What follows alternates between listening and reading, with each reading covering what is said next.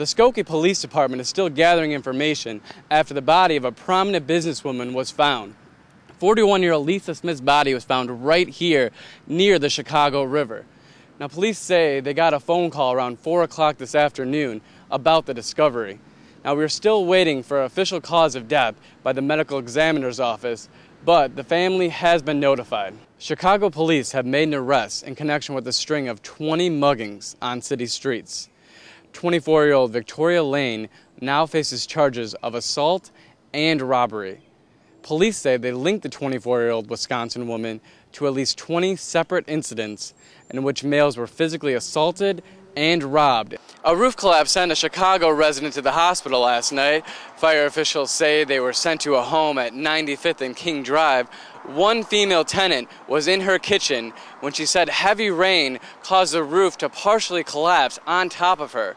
The woman was sent to the hospital with neck and back injuries. A car crashed into a cab that was taking a pregnant woman to a local hospital.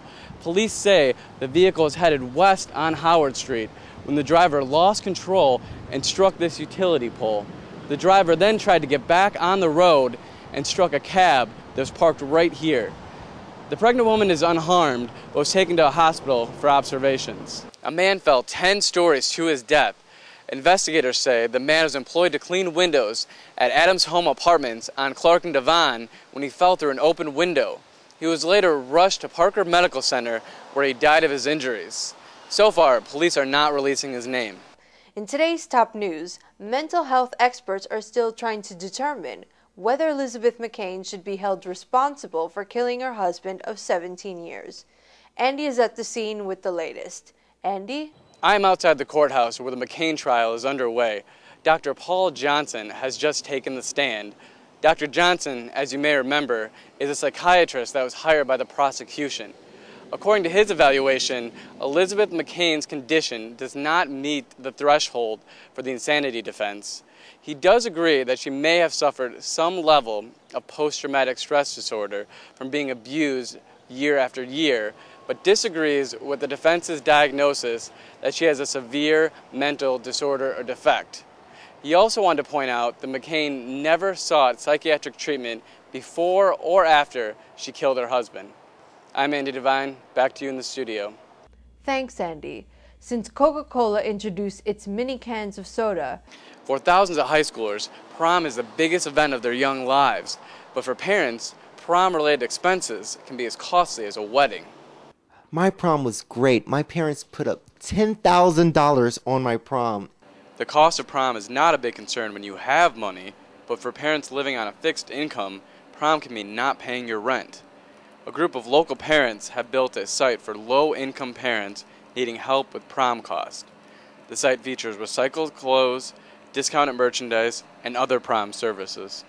It was sad, that I couldn't see some of my friends there. We all talked about prom and how we wanted to spend prom with each other. The easiest way to cut prom-related costs in half is to partner up with a large group of friends. I'm Andy Devine. Back to you in the studio.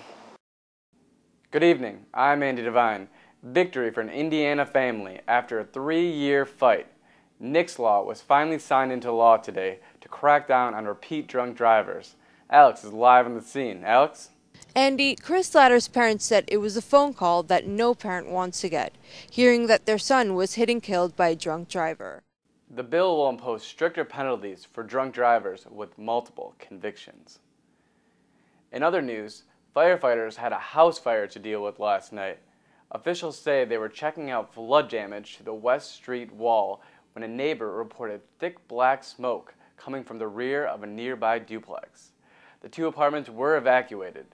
Firefighters were able to suppress the blaze, but they say smoke damage was extensive.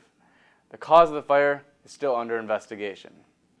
6 people were dead and 2 others wounded in a Washington state shooting spree Monday that stretched from a small town onto the state's busiest highway. The State Department of Corrections officials identified the suspect, who surrendered, as 42-year-old Larry Gordon, who has a history of mental illness and was recently released from jail after serving a 1-year sentence for drug possession. This Memorial Day weekend, more than half of Chicago's beaches have been temporarily closed until further notice due to high levels of a dangerous bacteria. but we were going to lake to have a really good time. Just when we were about to head into the water, we overheard the lifeguard yelling, "Get out the water, get out the water." So everybody ran out the water. The Chicago Park District closed 16 of 31 beaches after tests of water samples showed high counts of E. coli. He alerted everybody that there were high levels of E. coli in the water, so we had to enjoy the rest of the day doing something else. Although upset swimmers were banned from entering the water, the beaches remain open for sunbathers and volleyball players.